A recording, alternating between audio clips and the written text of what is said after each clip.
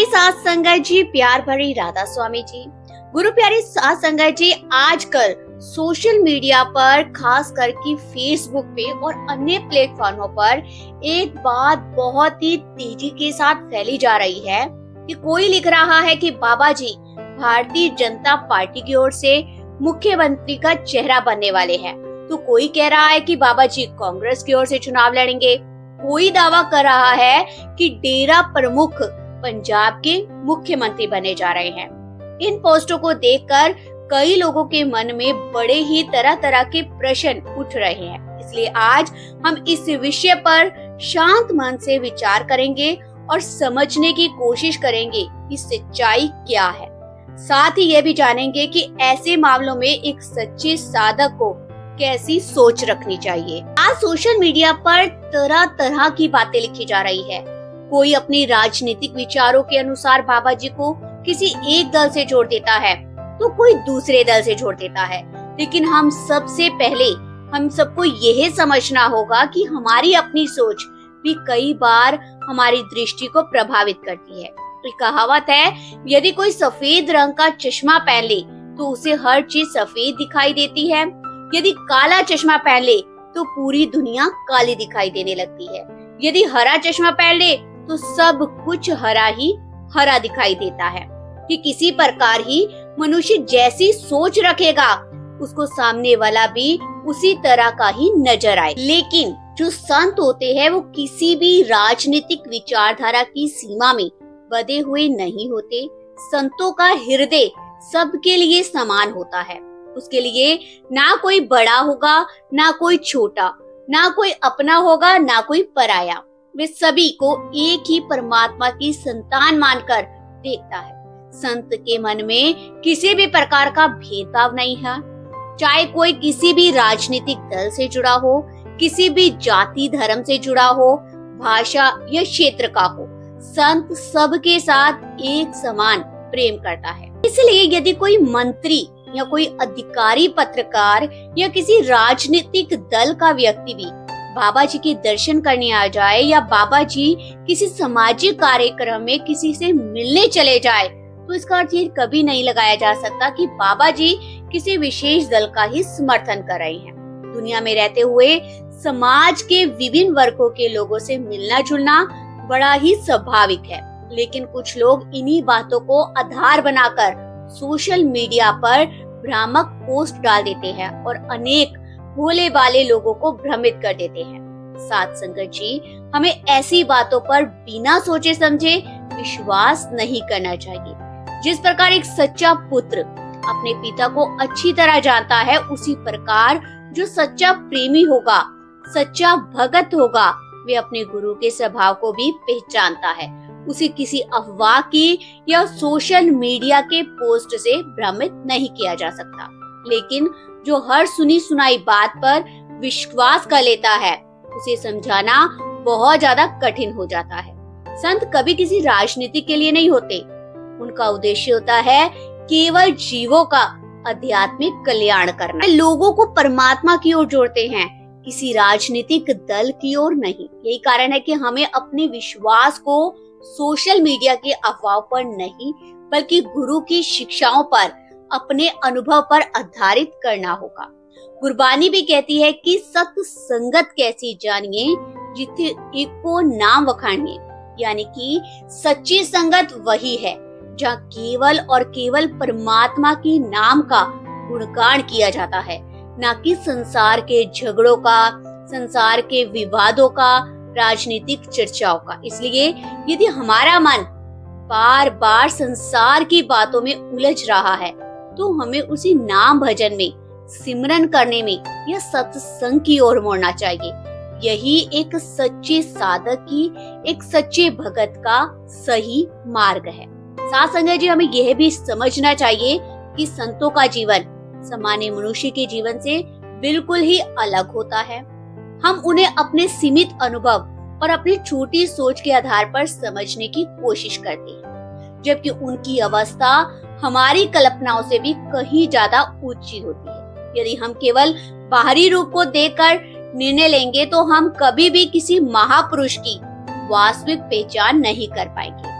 आज लोग कहते हैं कि यदि बाबा जी इतने बड़े संत है तो वे बड़े नेताओं से क्यों मिलते हैं। लेकिन हमें ये समझना चाहिए कि जब कोई संत समाज में रहता है तो उसके पास हर वर्ग का व्यक्ति आता है।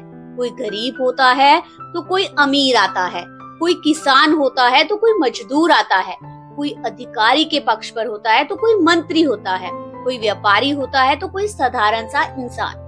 संत सबको एक ही समान, एक ही दृष्टि से देखता है।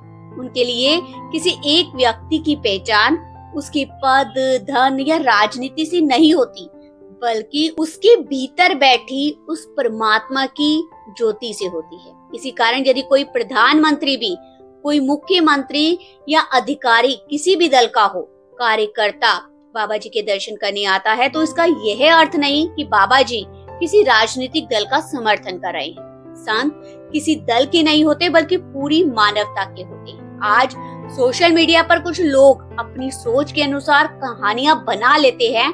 कोई बिना प्रमाण की पोस्ट लिख देता है और देखते ही देखते हजारों लोग उसे आगे भेजना भी शुरू कर देते हैं। पर धीरे धीरे वही बात अफवाह भी बन जाती है। लेकिन एक सच्चा सत्संगी कभी अफवाहों के आधार पर विश्वास नहीं करता। वह पहले सत्य को परखता है और फिर किसी निष्कर्ष पर पहुंचता है। हमें यह भी याद रखना चाहिए कि डेरा एक बहुत ही आध्यात्मिक संगठन है। लाखों करोड़ों लोग वहाँ प्रेम से, श्रद्धा से जुड़े हुए हैं। ऐसी स्थिति में यदि कोई ये कहे कि बाबा जी किसी राजनीतिक दल के लिए चुनाव लड़ेंगे, तो हमें स्वयं विचार करना चाहिए कि जिस व्यक्ति का उद्देश्य लोगों को परमात्मा से जोड़ना है, वे संसार के पदों के पीछे क्यों जाएगा। संसारिक पद चाहे कितना भी बड़ा क्यों ना हो, वह सीमित होता है। लेकिन एक पूर्ण संत की आध्यात्मिक अवस्था किसी भी संसारिक पद से कहीं ज्यादा ऊंची होती है। राष्ट्रपति जी का अपना सम्मान है, प्रधानमंत्री जी का भी अपना सम्मान है, मुख्यमंत्री का भी अपना सम्मान है। हमें उनका आदर करना चाहिए क्योंकि वे देश के और राज्य की सेवा के लिए अपने दायित्व को निभाते हैं। लेकिन संत का कार्य अलग होता है। राजनीतिक नेता समाज का संचालन करते हैं, जबकि संत महापुरुष आत्मा को उसके वास्तविक घर तक पहुंचाने का मार्ग बताते हैं। इसीलिए संतों की तुलना किसी संसारिक पद से नहीं की जा सकती। समस्या यह है कि हम संत को भी अपने जैसा मनुष्य समझने लगते हैं। हम देखते हैं कि वह हमारे सामने चलते हैं, हमारे सामने बोलते हैं, गाड़ी में यात्रा करते हैं, लोगों से मिलते जुलते हैं। तब हमें भी ये भ्रम हो जाता है कि वे हमारी तरह ही है। लेकिन बाहरी जीवन देखकर किसी महापुरुष की, किसी संत की आध्यात्मिक ऊंचाई का अनुमान नहीं लगाया जा सकता। जिस प्रकार समुंदर की गहराई केवल ऊपर देखकर नहीं नापी जा सकती, उसी प्रकार ही संत की अवस्था भी केवल बाहरी जीवन देखकर नहीं समझी जा सकती। संत संसार में रहते हुए भी संसार से ऊपर होते हैं। वे माया के अधीन नहीं होते, बल्कि माया भी उनके चरणों की दासी होती है। यदि वह सादगी में रहे तो भी उनकी इच्छा, और यदि वह वैभव में रहे तो भी उनकी इच्छा। दोनों ही स्थितियों में उनका मन परमात्मा ही में ही स्थिर रहता है। गुरबाणी में भी कहा गया है कि जिस पावे तिस देई वडियाई, अर्थात कि परमात्मा जिस पर प्रसन्न होता है उसी को ही वास्तविक महानता प्रदान करता है। ये महानता संसार के पदों या धन से नहीं, बल्कि प्रभु की कृपा से मिलती है। इसलिए हमें बाहरी दिखावे की बजाय परमात्मा की भक्ति से और गुरु के बताए हुए मार्ग पर चलने का प्रयास करना चाहिए। साथ संगत जी, महापुरुषों की महिमा को केवल बाहरी दृष्टि से नहीं समझा जा सकता। जो उनके निकट रहकर उनकी कृपा को अनुभव करते हैं, वही जानते हैं कि उनकी वास्तविक आध्यात्मिक अवस्था कितनी ऊंची है। इसी संदर्भ में ही मैं आपको एक बहुत ही प्रेरणादायक प्रसंग बताती हूँ। ये घटना उस समय की है जब पूज्य महाराज जी ब्यास में स्वयं नामदान प्रदान किया करते थे। उस समय आज की तरह ही औपचारिक व्यवस्था नहीं थी। नामदान लेने आने वाले व्यक्ति, प्रत्येक व्यक्ति को महाराज जी स्वयं देखते थे।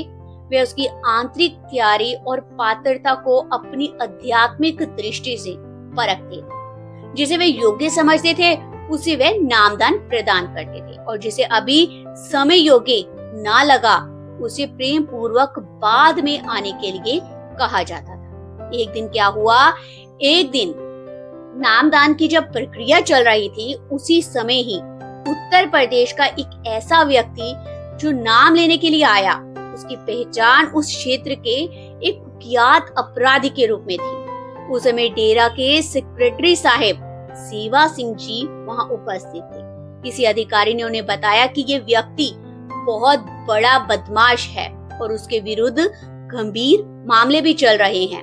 तो सेवा सिंह जी ने सोचा कि कहीं ऐसा व्यक्ति नामदान न ले ले, इसलिए उन्होंने उचित समझाकर महाराज जी को उसकी जानकारी दे दी। वे आदर पूर्वक महाराज जी के पास पहुंचे और धीरे से निवेदन किया, महाराज जी, सामने जो व्यक्ति खड़ा है वे उत्तर प्रदेश का एक बहुत बड़ा अपराधी माना जाता है। महाराज जी ने भी बड़े ही शांत भाव से उनकी ओर देखा और अत्यंत ही गहरे अर्थ वाले शब्द में कहे, भाई तू मुझे नहीं जानता कि मैं कौन हूँ। इतना सुनते ही सेवा सिंह जी भी चुप हो गए। उन्होंने तुरंत पीछे हटकर सिर झुका लिया। वे समझ गए कि जिनकी दृष्टि बाहर नहीं भीतर तक पहुँचती है, उन्हें किसी परिचय की आवश्यकता नहीं होती। महापुरुष किसी मनुष्य का केवल वर्तमान नहीं देखते हैं, बल्कि उसके भीतर छिपी उस आत्मा को देखते हैं जो परमात्मा का ही एक अंश है। वे उसके बीते हुए कर्मों को भी जानते हैं और उसके भविष्य की संभावना को भी जानते हैं। इसलिए उनका निर्णय हमारी बुद्धि से कहीं बढ़कर है। यही कारण है कि हमें कभी भी गुरु के निर्णय पर संदेह नहीं करना चाहिए। जहाँ हमारी बुद्धि समाप्त हो जाती है, वहां से ही उनकी अपनी कृपा, उनकी आध्यात्मिक दृष्टि कार्य करना शुरू कर। गुरु केवल बाहरी व्यक्तित्व नहीं देखते, वे यह भी देखते हैं कि किस जीव के अंदर कब परिवर्तन आने वाला है और किस पर प्रभु की कृपा होने वाली है। गुरबाणी में भी समझाया गया है, जिसनो देई सोई जन जाने, होर किया करे चतुराई। अर्थात कि जिस पर प्रभु स्वयं अपनी कृपा करता है, वही उसे वास्तव में जान पाता है।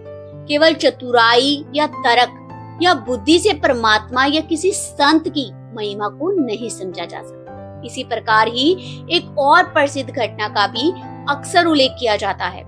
कोरोना काल के दौरान बाबा जी का एक वीडियो बहुत ही चर्चा में आया, जिसमें उन्होंने सहज भाव से कहा था कि यदि रास्ता नहीं खोला जाएगा तो आगे का रास्ता भी बंद हो सकता है।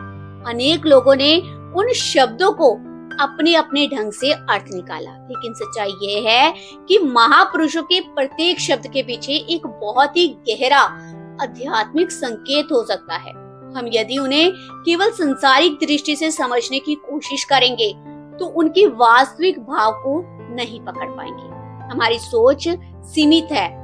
हम अपने अनुभव की सीमा में रहकर हर बात का निर्णय करना चाहते हैं, लेकिन संतों की दृष्टि उस सीमा से बहुत आगे तक की है। इसलिए आवश्यकता है कि इस बात की कि हम अफवाहों से, कल्पनाओं से या अपनी धारणाओं के आधार पर कोई भी निष्कर्ष ना निकालें, बल्कि गुरु के प्रति विश्वास, विनम्रता और श्रद्धा को ज्यादा बनाएं। साथ संगत जी, जब तक हम अपनी सीमित बुद्धि से महापुरुषों को परखते रहेंगे, तब तक उनके वास्तविक स्वरूप को कभी भी नहीं समझ पाएंगे। हम हर व्यक्ति को अपने ही पैमाने से मापने लगते हैं। यदि हम स्वयं सीमित सोच रखते हैं तो हमें सामने वाला भी उसी सीमा में ही दिखाई देता है। लेकिन पूर्ण संत किसी साधारण मनुष्य की तरह नहीं होते। वे इस संसार में रहते अवश्य हैं, परंतु संसार के बंधनों में नहीं बनते। यदि उनकी मौज हो तो वे असंभव को भी संभव कर सकते हैं। यदि उनकी इच्छा ना हो तो मनुष्य उन्हें सामने देख कर भी पहचान नहीं सकता। गुरबाणी में भी इस बात को समझाया गया है, जिसनो दे सोई जन जाने, और क्या करे चतुराई। अर्थात कि जिस पर परमात्मा स्वयं कृपा करता है, वही उसकी वास्तविक महिमा को समझ पाता है। केवल अपनी बुद्धि, तर्क या चतुराई के सहारे परमात्मा का या संत की पहचान नहीं की जा सकती। एक अन्य और गुरबाणी में उदाहरण है, साहिब हाथ वडियाइयां जिस पावे तिस दे। कहा गया है कि सारी महानता प्रभु के अपने हाथ में है। वह जिसे उचित समझता है उसी को ही वह वास्तविक महिमा प्रदान करता है। लेकिन हम महानता का अर्थ क्या समझते हैं? यदि किसी के पास बहुत धन आ जाए तो हम कहते हैं कि उस पर प्रभु की बड़ी कृपा है। यदि किसी को ऊंचा पद मिल जाए, तो सुंदर घर मिल जाए, अच्छा परिवार मिल जाए, व्यापार चल पड़े या समाज में उसकी प्रसिद्धि मिल जाए, तो हम तुरंत ही कह देते हैं कि ये परमात्मा की सबसे बड़ी मेहर है। परंतु संत हमें यही अलग दृष्टि देते हैं। वे बताते हैं कि संसार की ये सभी वस्तुएं नश्वर हैं, आज हैं कल नहीं रहेगी। धन, पद, यश, प्रतिष्ठा और वैभव समय के साथ बदल जाते हैं। वास्तविक कृपा वह है कि जब मनुष्य का मन परमात्मा की ओर मुड़ने लगे, जब संसार की चकाचौंध फीकी लगने लगे, जब भीतर से नाम की प्यास जाग उठे, जब सत्संग सुनने, सत्संग को जानने, सिमरन करने, भजन में बैठने की तड़प पैदा हो जाए। यही है प्रभु की सबसे बड़ी मेहर। गुरबाणी भी कहती है, सत्संगता को जानिए जित एक नाम वखाणिए। सच्ची सत्संग वही है जो केवल एक परमात्मा के नाम का गुणगान हो रहा है, जीव को उसके वास्तविक घर का मार्ग बताया जाए। साथ संगत जी, देखिए, मानव जीवन का मिलना भी प्रभु की अपनी महान कृपा से हुआ है। लेकिन केवल मनुष्य शरीर मिल जाना ही पर्याप्त नहीं है। यदि इस जन्म में हमें सतगुरु का नाम नहीं मिला, हमें भजन सिमरन का अवसर नहीं मिला, ये तो उससे भी बड़ी कृपा से दूर रह जाएंगे। देखो, मानव जीवन मिला है नाम जपने के लिए, भजन सिमरन करने के लिए। अगर ये सब मिल गया तो ये उसकी सबसे बड़ी कृपा मानी जाएगी। यदि हमारा मन संसार से हटकर प्रभु की ओर झुकने लगे, यदि हमें अपनी कमियां दिखाई देने लग जाए, हमें भीतर से ये पुकार उठे कि हे मालिक, मुझे केवल तू चाहिए, मैं संसार के मोह में भटक चुका हूँ, अब मुझे अपने चरणों में स्थान दे, तो समझ लेना चाहिए कि परमात्मा की कृपा काम कर रही है। महापुरुष संत जी हमेशा एक बात बहुत ही सुंदर उदाहरण देकर कहते थे कि एक छोटा सा बच्चा अपने पिता की उंगली पकड़कर मेले में चलता है। जब वह पिता का हाथ पकड़े रहता है, उसे कोई डर नहीं लगता। लेकिन जैसे ही एक पिता की उंगली छोड़ देता है, भीड़ में भटक जाता है। वहीं मेला जो कुछ देर पहले उसे अच्छा लग रहा था, अब उसे डराने लगता है, वह रोने लगता है और केवल अपने पिता को ही ढूंढता है। ठीक यही स्थिति हमारे अंदर भी है। जब तक हमारा मन परमात्मा से जुड़ा रहता है, जीवन में शांति बनी रहती है। लेकिन जैसे ही हम माया में, अहंकार में और संसार के आकर्षण में उलझाते हैं, वही संसार हमें दुख देने लगता है। इसलिए महापुरुष बार बार समझाते हैं कि संसार में रहते हुए भी अपने मन को प्रभु के चरणों से जोड़े रखो। यही सच्ची बुद्धिमानी है और यही जीवन की सबसे बड़ी सफलता भी है। साथ संगत जी, सबसे बड़ा प्रश्न यह नहीं है कि संसार हमारे बारे में क्या सोचता है, बल्कि यह है कि हमारा विश्वास अपने सतगुरु पर कितना दृढ़ है। यदि गुरु लाखों बार भी अपनी कृपा बरसा रहे हो, लेकिन हमारे भीतर विश्वास ही ना हो, तो हम उस कृपा का अनुभव नहीं कर पाएंगे। कृपा तो निरंतर बरस रही है। कमी कृपा में नहीं होती, कमी हमारे विश्वास में होती है, हमारी ग्रहण करने की क्षमता में होती है। इसीलिए हमें अपने आप से हमेशा प्रश्न करने चाहिए कि क्या हमारा विश्वास केवल तब तक है जब तक हमारी मनोकामनाएं पूर्ण होती रहेंगी, या फिर हमारा विश्वास ऐसा है जो हर परिस्थिति में अडिग बना रहे। सच्चा विश्वास वही है जो सुख दुख में, लाभ हानि में, मान अपमान में और अनुकूलता प्रतिकूलता में, हर अवस्था में गुरु के चरणों से जुड़ा रहे। महापुरुष बार बार समझाते कि इस संसार की वस्तुएं तो आती जाती रहती हैं। धन, पद, प्रतिष्ठा, परिवार, सफलता, असफलता, इन सब का आना जाना लगा रहता है। गुरबाणी भी हमें समझाती है कि आए जाए सो माया, जो आता है वो चला जाता है, वही माया है। इसलिए नश्वर वस्तु को स्थायी सुख का आधार नहीं बनाया जा सकता। जो आज हमें अच्छी लगती है, वो कल को हमें दुख भी देती है। यदि हम केवल माया के पीछे भागते रहेंगे तो मन कभी संतुष्ट नहीं होगा। एक इच्छा पूरी होगी तो दूसरी पैदा हो जाएगी, दूसरी इच्छा पूरी हुई तो तीसरी पैदा हो जाएगी। यही संसार का स्वभाव है। लेकिन जब मन परमात्मा की ओर मुड़ गया तब भीतर एक अलग प्रकार की शांति जन्म लेती है। धीरे धीरे नाम सिमरन में रस आने लगता है, सत्संग सुनने में बड़ी रुचि पड़ जाती है, मन बार बार गुरु के चरणों की ओर खींचने लगता है। यही वास्तविक आध्यात्मिकता यात्रा की शुरुआत है। महापुरुष हमेशा कहते हैं कि हमारा उद्देश्य संसार के पद, प्रसिद्धि, सम्मान प्राप्त करना नहीं होगा। हमारा वास्तविक लक्ष्य है कि अपने अंदर उस परमात्मा का अनुभव करना जिसने हमें ये अमूल्य मानव जीवन दिया है। जब गुरु की कृपा से भीतर के द्वार खुलते हैं और आत्मा को प्रभु के नाम का अनुभव होने लगता है, तब संसार की चकाचौंध अपने आप ही फीकी पड़ जाती है। फिर मनुष्य का ध्यान भारी उपलब्धियों से हटकर परमात्मा के मिलाप की ओर लग जाता है। इसलिए हमें सोशल मीडिया की अफवाहों पर, राजनीतिक चर्चाओं और निरर्थक विवादों में उलझने की बजाय अपने आध्यात्मिक जीवन को मजबूत बनाने का प्रयास करना चाहिए। कोई कुछ भी कहे, कोई कैसी भी पोस्ट लिखे, हमें धैर्य के साथ विवेक और विश्वास बनाए रखना चाहिए। महापुरुष किसी राजनीतिक दल या किसी जाति या किसी वर्ग के नहीं होते, वे पूरी मानवता के होते हैं। उनका संदेश केवल प्रेम, सेवा, नम्रता और परमात्मा के नाम से जुड़ने का होता है। आइए हम भी आज यही संकल्प करें कि हम अपने जीवन में अधिक से अधिक समय नाम सिमरन में बिताएंगे, सत्संग करने जाएंगे, औरों को भी जोड़ेंगे सत्संग से, सेवा खुद भी करेंगे, औरों को भी प्रेरणा देंगे। गुरु द्वारा बताए गए मार्ग पर चलने का हम प्रयास करेंगे और संसार की नश्वर बातों में उलझने की बजाय अपने वास्तविक लक्ष्य परमात्मा की प्राप्ति को याद रखेंगे। अंत में गुरबाणी की भी ये पंक्ति हमें जीवन का सार समझाती है। साहिब हाथ वडियाइयां जिस पावे तिस दे। यहाँ पर हमें समझाया गया कि सारी की सारी महानता, सारी कृपा और सब कुछ प्रभु के हाथ में है। इसलिए मनुष्य को अहंकार छोड़कर उसकी रजा में रहना चाहिए और उसके नाम का सहारा लेना चाहिए। इसी भावना के साथ हम सब अपने जीवन को प्रभु की भक्ति में, गुरु की आज्ञा में और नाम सिमरन के मार्ग पर चलाने का प्रयास करेंगे।